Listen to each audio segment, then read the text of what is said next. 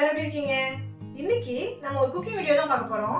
ஆனா நான் சமைக்க போறது இல்ல, எங்க அம்மா தான் வந்து நமக்கு சமைச்சு காட்ட போறாங்க. என்ன சமைக்க போறாங்கன்னு பாத்தீங்கன்னா செட்டிநாடு ஸ்பெஷல் பருப்பு குழம்பும் வரமிளகாய் கறியும் செஞ்சு காட்ட போறாங்க. ஆத்தென்டிக் வேல செஞ்சு காட்ட போறாங்க. சோ அவங்க எப்படி செய்றாங்கங்கறத பாத்துறலாம். பாருங்க, சமைக்கிறதுக்கு ரெடியா வந்துட்டாங்க. என்ன செய்ய போறீங்க? இப்போ வரமிளகாய் கறி செய்ய போறோம். செட்டிநாடு ஸ்பெஷல். அதுக்கு இன்னொரு பேர் என்ன? உப்பு கறின்னு சொல்லுவாங்க. அது ரொம்ப ஃபேவரட். அங்க எப்படி நம்ம வந்து இந்த கவுனி அரிசியை சொல்றோமோ அது மாதிரி ரொம்ப ஃபேவரட். லஞ்ச்ல இது வந்து நான்வெஜ் லஞ்ச்ல இது வந்து நிச்சயமா இடம் பெற்றிருக்கும். அதே மாதிரி இன்னொரு விஷயம் என்னன்னா அந்த மட்டன் சாப்பீஸ்ன்னு சொல்றது, அது இன்னொரு நாளைக்கு அவ செய்து காண்பிப்பா. அதுவும் இன்னும் டேஸ்டா இருக்கும். ஆக இது வந்து ரொம்ப டேஸ்டி அண்ட் டெலிஷியஸ் டிஷ். வரைக்கும் எவ்வளவு மட்டன் எடுத்திருக்கீங்க? இப்போ வந்து ஒரு 750 கிராம்ஸ், அதாவது 3/4 கிலோ எடுத்திருக்கோம் மட்டன். அதுக்கு நாம என்னென்ன இன்கிரீடியன்ஸ் வேணும் அப்படிங்கறத பார்க்கலாம். ரொம்ப சிம்பிள், இது செய்யறது ரொம்ப ஈஸியா செய்யலாம். இது வந்து இப்போ 3/4 கிலோ மட்டனுக்கு ஒரு 200 கிராம் ஆனியன் எடுத்திருக்கேன். அதாவது அப்ராக்சிமேட்டா பார்த்தா 1/4, அதாவது மட்டன் எவ்வளவோ அதுல 4/1 பங்கு சின்ன வெங்காயம். இது வந்து ஸ்பெஷலா சின்ன வெங்காயம் தான் போடணும், அப்பதான் நல்ல டேஸ்டியா இருக்கும். அதனால அதை 2 இது உரிச்சு கட் பண்ணி வச்சுக்குவோம். அடுத்தது இந்த வரமிளகாய். இந்த வரமிளகாயில நாம வந்து ஒரு 100 கிராம் மட்டன் அப்படின்னா 5 வரமிளகாய் இந்த மாதிரி சைஸ்ல எடுத்துக்கலாம். ஆக உங்களுக்கு வந்து இது ஸ்பைசியா இருக்கும். அது ஆனா குழந்தைங்க சாப்பிட மாட்டாங்கன்றதுக்காக நம்ம அதை அளவு நமக்கு ஏற்ற மாதிரி குறைச்சிக்கலாம். அந்த மாதிரி போடுவோம்ல, குண்டு மிளகாயும் போடலாம். குண்டு மிளகாய் போட்டா ஆக்சுவலா குண்டு மிளகாய் தான் போடணும். ஆனா இங்க கிடைக்காதனால வீட்டுல அவைலபிளா இல்ல, அதனால இப்ப வந்து இந்த மிளகாய் போடுறோம். குண்டு மிளகாய் போட்டு அதுல உள்ள அந்த எக்ஸ்ட்ராக்ட் வந்து சாப்பிடும் போது லஞ்ச்ல ரொம்ப நல்ல டேஸ்டியா இருக்கும். அந்த காம்பை ஃபுல்லா ஜஸ்ட் கட் பண்ணி மட்டும் காம்பை வந்து கட் பண்ணிட்டு போடணும். ஆக இது ரெண்டும் தான் இதுக்கு மெயினா நம்ம வதக்கிறதுக்கு. இது ரெண்டும் நாம அரைக்கிறதுக்கு, அதாவது சோம்பு 2 டேபிள் ஸ்பூன், இது சீரகம் 2 டேபிள் ஸ்பூன்.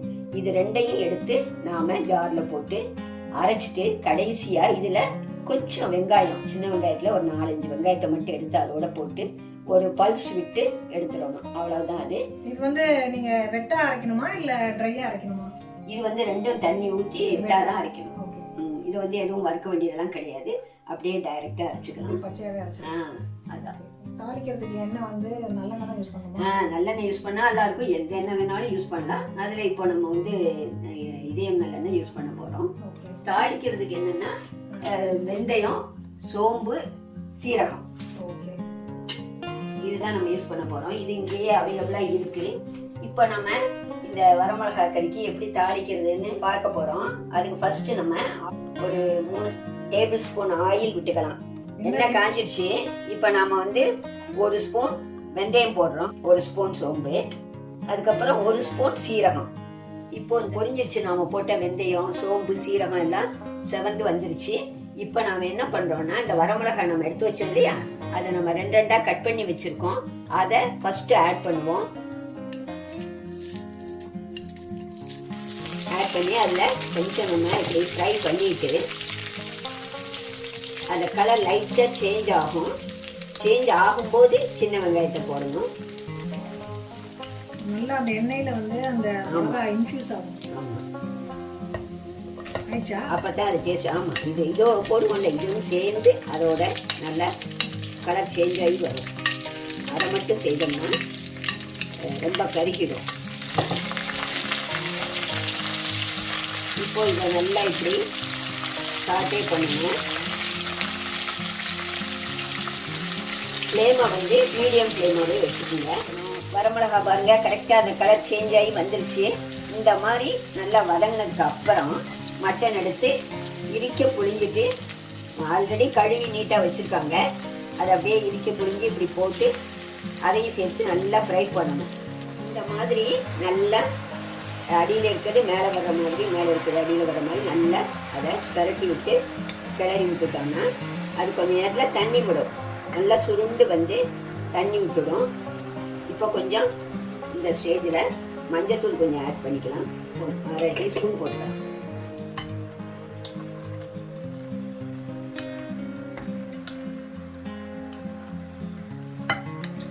நம்ம இப்போ கிளறிட்டோம். இப்போ என்ன பண்ணலாம், இதை வந்து கொஞ்சம் நேரம் மூடி வைக்கலாம். இப்போ அது வெந்துட்டு இருக்கட்டும். க்ளோஸ் பண்ணி வச்சிருக்கோம். இப்போ இந்த ஜார்ல நாம எடுத்த அந்த சோம்பு சீரகம் ரெண்டையும் ஆட் பண்ணிட்டோம்.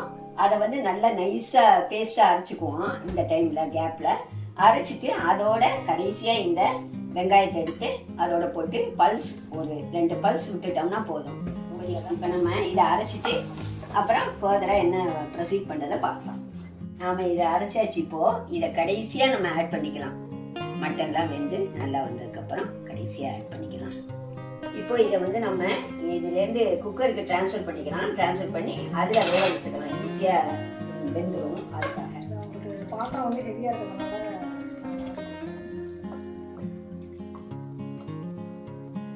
தேவையான அளவு உப்பு போட்டுடலாம்.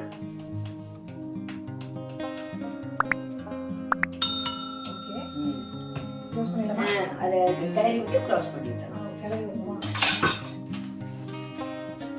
பாத்தியா உங்க அம்மா சமைக்கிறாங்கன்னே உனக்கு சமையலே தெரியல. ஓ இத கிளறணுமான்னு வேற கேக்குறேன். கிடையாது, அவங்க எப்படி செய்யறாங்கிறத நம்ம இன்னைக்கு காமிக்கிறோம். அதுக்கு தான் நான் கேக்குறேன். ஏன்னா உப்பு வந்து இது சுருக்குன்னு இருக்கும். ஏன்னா தண்ணி கம்மியா விட்டு இது மாதிரி பண்றோம்ல. க்ளோஸ் பண்ணிடலாமா?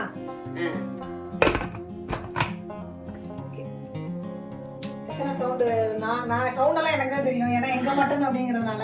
உங்க மட்டனா? என்ன நீங்க வாங்கி வளர்த்தன மாதிரி பேசுறீங்க? நான் வளர்த்தல. நான் ஒரு 6-7 சவுண்ட் வச்சுக்குவேன். உங்க ஊர்ல கிடைக்கிற மட்டனுக்கு தகுந்த மாதிரி சவுண்ட் நீங்க வச்சுக்கோங்க. அங்க 10 சவுண்ட் வைக்கணும், 12 சவுண்ட் வைக்கணும். அப்ப கூட வேகாது சில டைம்ல.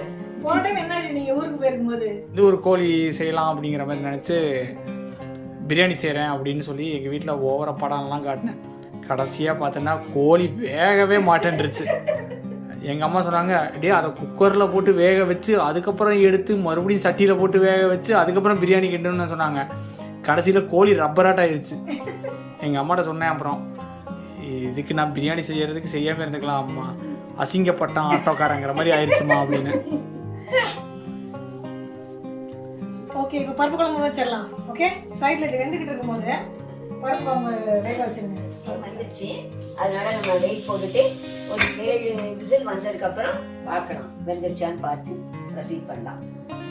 லஞ்ச் காம்போவில் இந்த பருப்பு குழம்புங்கிறது ஸ்பெஷல். இந்த இது வரமிளகா கறி செஞ்சாலே எல்லார் வீட்லையுமே மோஸ்ட்லி பருப்பு குழம்பு தான் வைப்பாங்க. பருப்பை வந்து ஒரு ஹாஃப்லி பாயில்டாக இருக்கணும், பாதி தான் வெந்திருக்கணும். அதாவது வெறும் பருப்பை போட்டும் குழம்பு வைக்கலாம். அது வந்து இளங்குழம்புன்னு சொல்லி பீன்ஸ் போட்டு அதை பீன்ஸ் இளங்குழம்பு அப்படின்னு சொல்லுவாங்க. அவரைக்காய் இளங்குழம்பு அந்த மாதிரி இலசா தின்னா வைக்கிறதுனால அப்படி சொல்லுவாங்க. இப்போ நம்ம அதுதான் செய்ய போறோம். பருப்பு வேக வைக்கிறதுக்கு தண்ணி ஆட் பண்ணிக்கலாம். ஹாட் வாட்டர்ல வச்சு கேட்டுக்கிறதுக்கு அதில் எடுத்து நான் ஆட் பண்ணிக்கிறேன். ஓகே, நான் பருப்பு கழுவிட்டு வந்துட்டேன். அதை ஆட் பண்ணிடுவேன்.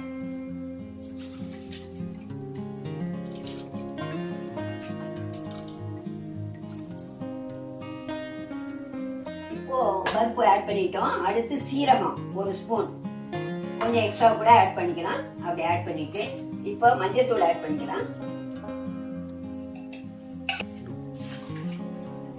பருப்பு வந்து மொட்டு பதமா வெந்ததுக்கு அப்புறம் ப்ரொசீட் பண்ணலாமா? இப்போ மூடி வைக்கிறேன், அது வேகட்டும்.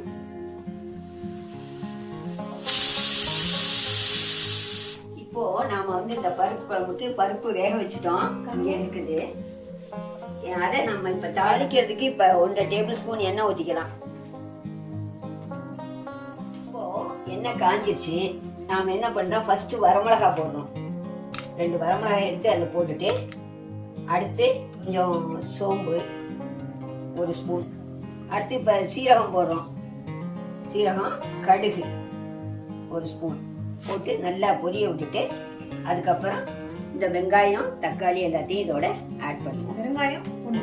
வெங்காயம் போடணும். லைட்டா போட்ட உடனே நம்ம இதை வெங்காயத்தை போட்டுக்கணும்.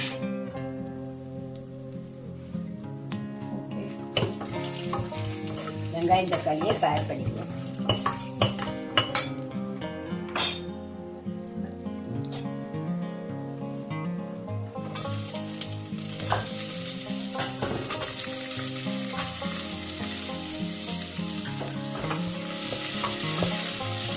இப்போ இந்த வெங்காயம் நல்லா வதங்கிச்சுன்னா இதோட இப்போ தக்காளி ஆட் பண்ணுறோம்.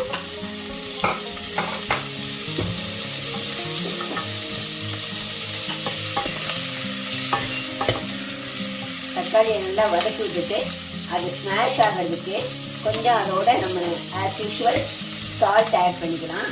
எவ்வளவு நமக்கு சால்ட்டு குழம்புக்கு வேணுமோ அதையே சேர்த்து ஆட் பண்ணிடலாம். கருவேப்பிலை இருந்தால் கருவேப்பிலை போடலாம். அது இங்கே ரொம்ப ரேர் அவைலபிலிட்டி தான், அதனால் இருந்ததை ரிப்ளேஸ் பண்ணிட்டாங்க. அதனால் இப்போ நம்ம வந்து அதை போட முடியல. மற்றபடி நம்ம தமிழ்நாட்டில் கருவேப்பிலைக்கு பஞ்சமே இல்லை, நாம் போட்டுக்கலாம். இந்த ஸ்டேஜில் இந்த பூண்டு தட்டி வச்சுருக்கோம், அதை எடுத்து இதோட ஆட் பண்ணிக்கலாம். பருப்பு குழம்புங்கிறதுனால நம்ம வந்து பூண்டு அது சேர்க்கறது தான் நல்லது. கேஸ் ட்ரபிள் அவாய்ட் பண்ணுறதுக்கு பூண்டு சேர்க்கணும். இன்னும் கொஞ்சம் ஸ்மாஷ் ஆகட்டும், வெயிட் பண்ணுவோம். தக்காளி இப்போ ஸ்மாஷ் ஆகிடுச்சு நல்லா, பாருங்க. அடுத்து இப்போ நம்ம சாம்பார் தூள் அதை அப்படியே ஆட் பண்ணி 1.5 டேபிள் ஸ்பூன் சாம்பார் தூள் இதுக்கு ஆட் பண்ணோம். உங்களுக்கு எப்படி இருந்தாலும் சரி, அதாவது மிளகாத்தூள் மல்லித்தூள் தனித்தனியாக இருந்தால் அது ஒரு 3/4 ஸ்பூன் போடலாம், இது ஒரு 3/4 ஸ்பூன் போடலாம். ரெண்டையும் அதை சேர்த்து இதை போட்டலாம். நீங்கள் எப்படி வச்சுருக்கீங்களோ அதுக்கு ஏற்ற மாதிரி மற்ற சாம்பாருக்கு மாதிரி ஆட் பண்ணிடுங்க. சாம்பார் தூள் ஆட் பண்ணிட்டோம், அதோட புளி பேஸ்ட் ஆட் பண்ணுறோம். 1 டீஸ்பூன் புளி பேஸ்ட்டு ஆட் பண்ணுறோம். இந்த புளி பேஸ்டினுடைய இது வந்து எப்படி ப்ரிப்பேர் பண்ணுறதுங்கிறத முன்னையே போட்டிருக்கா, நீங்கள் அதை செக் பண்ணி பார்த்துக்குங்க வேணும்னா. இதோட இப்போ நம்ம வந்து தண்ணி ஆட் பண்ணுறோம்.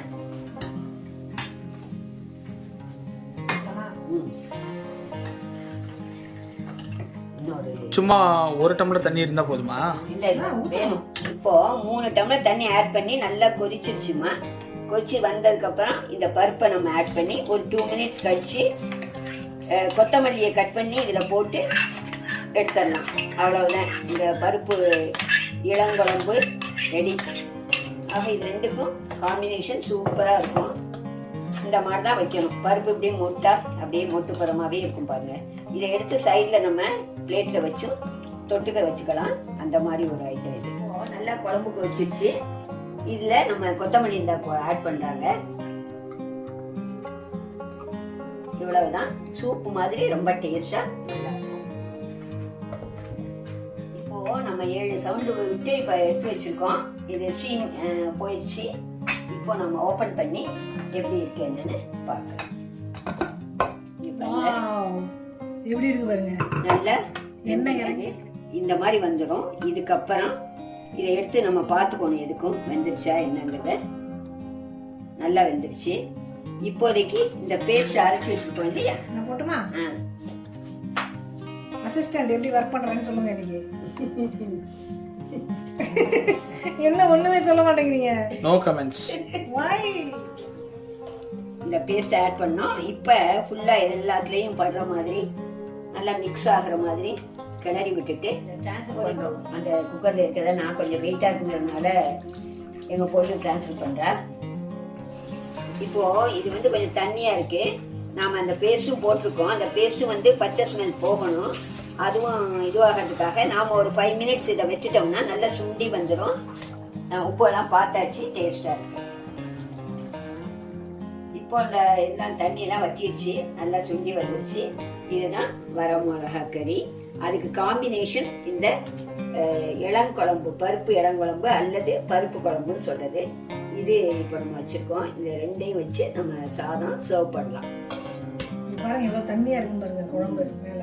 இப்ப பாருங்க எங்க அம்மா வந்து நமக்காக பருப்பு இளங்குழம்பும் வரமிளகா கறியும் செஞ்சிருக்காங்க. ரொம்ப பசிக்குது, சாப்பாடு சூடா இருக்கு. நான் சர்வ் பண்றதை காமிக்கிறேன். நாங்க போயிட்டு சாப்பிட போறோம். ஸோ நீங்களும் செஞ்சு பார்த்துட்டு உங்களுக்கு எப்படி வந்ததுங்கிறத கமெண்ட் செக்ஷன்ல என்னோட ஷேர் பண்ணிக்கோங்க. சரி, இப்போ வாங்க சர்வ் பண்ணிடலாம்.